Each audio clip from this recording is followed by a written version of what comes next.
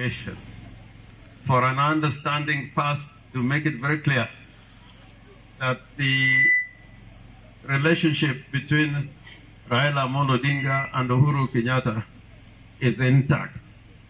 And we know that it is built on a rock and nobody can assail it or bring it down. And they made that handshake in the year 2018, first to bring peace to Kenya, peace and stability. And they have brought peace and stability to Kenya. Secondly, was how to make Kenya a better nation, so that the future generations would not live some of the lives we have lived, of challenges, of suffering, and of problems which keep on recurring in this country called Kenya. So in that respect, I wanted to say the following. One, Raila Odinga and Uhuru Kenyatta have committed themselves in this second phase. The first stage was the handshake and bringing peace and stability. The second stage was BBI. And I hope that when we come to the referendum in June or July, that referendum is going to pass with overwhelming majority.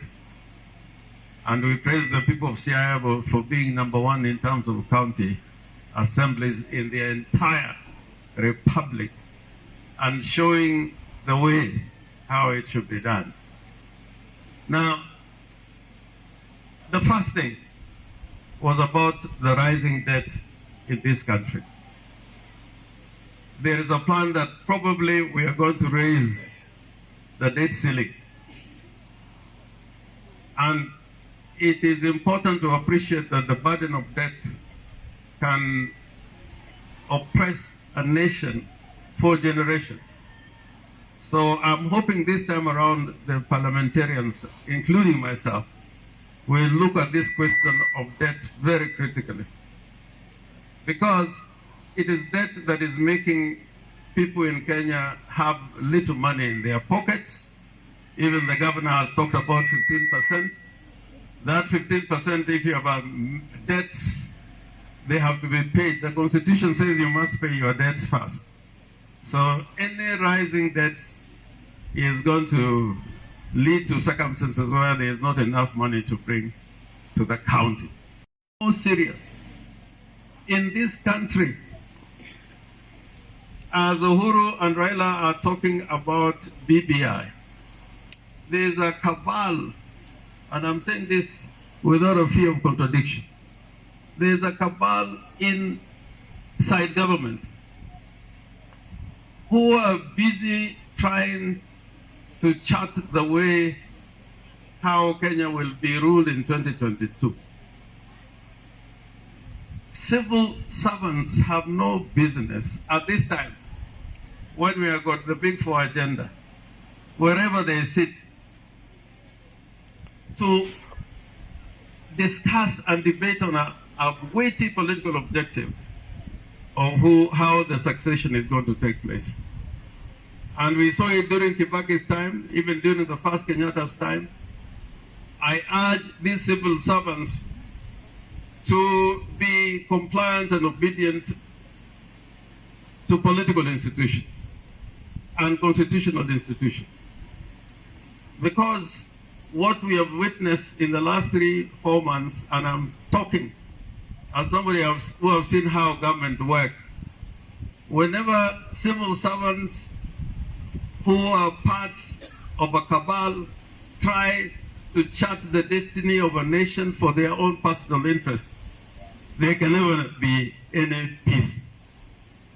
So this is just a warning shot, because we are going to expose these people. They are trying to derail us. They have already declared in their mind who is going to rule Kenya next year. And I'm telling them, you are reaping where you have not sown. You are reaping where you have not sown. Without Raila Odinga, you could not be planning that issue of succession. So listen to these two principles, Raila Amolo Odinga and Uhuru Kenyatta. And Otenda Molo and my colleagues in Parliament, we must expose a civil service that is doing politics. Even in BBI, they have led to the closure of the Secretariat so that they run the BBI project from government offices which are not given that authority. That we had, it was Professor Anyang' Nyong'o of Kisumu and Kiraitu Murungi who are leading the process of the referendum.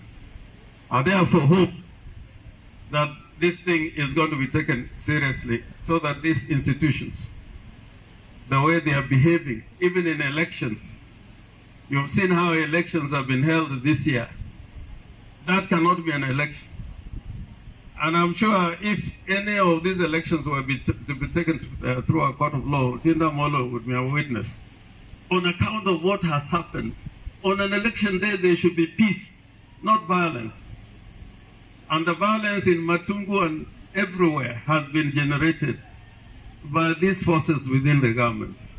And they must be exposed. Because they had interest in Matungu, they had interest everywhere. But at least in Kisi, we defeated their interests and ODM won. Omewacho no oromo, monwetena hegani.